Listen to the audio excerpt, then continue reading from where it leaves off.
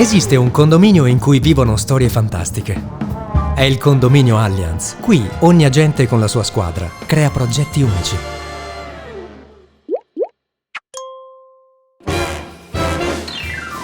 Come l'idea di mettere in gara la rete commerciale in un vero e proprio campionato di vendite.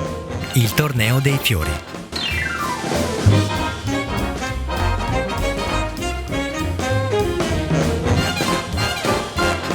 Sono Alessandra Masala e gestisco l'agenzia di Sassari Struttura. Lavoro nel settore assicurativo più o meno da 20 anni, specializzandomi nell'ambito della gestione delle risorse umane.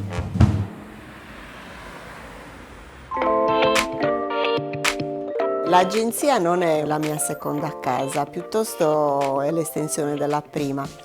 Mio fratello infatti è mio coagente, mio padre mi ha trasmesso sin da piccola a mettere il cuore in tutto ciò che faccio. Io da piccolina andavo in agenzia, lo guardavo che faceva queste riunioni, poi andavo a casa, mettevo tutte le bambole, anche io facevo la riunione. Quindi è proprio una cosa che ho dentro, l'idea della squadra, della rete commerciale. Sono nata, diciamo che sono proprio nata così. Non posso immaginare la mia agenzia senza una squadra, ecco.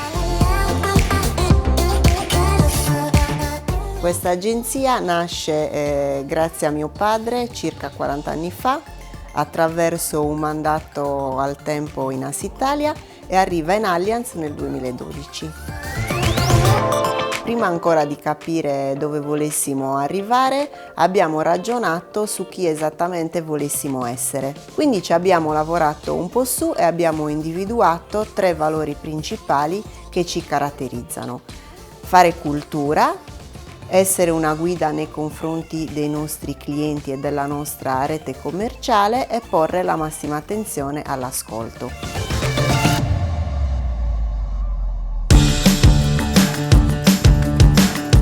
Durante il lockdown avevamo la necessità di tirare un po' su il morale della rete commerciale, soprattutto avevamo la necessità di sfruttare la nostra presenza costante online, per cui attraverso un confronto con i nostri specialist è nata l'idea di istituire un vero e proprio torneo delle assicurazioni ispirato proprio al classico campionato di calcio all'italiana. Abbiamo diviso la rete in 4 squadre e abbiamo chiesto ad ogni squadra di scegliere il nome di un fiore. Il campionato è andato avanti da giugno a settembre e ci si sfidava proprio come nel calcio, nell'attacco e nella difesa.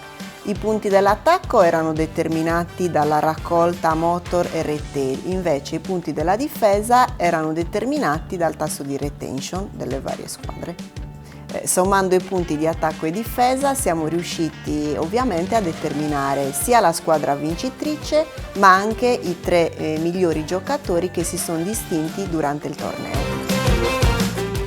Credo che per avere successo con la propria rete commerciale sia fondamentale essere autentici e trasparenti. È importante sempre condividere con i propri collaboratori gli obiettivi e le strategie aziendali e soprattutto far capire che il contributo di ognuno, piccolo o grande che sia, è sempre importante per raggiungere lo scopo.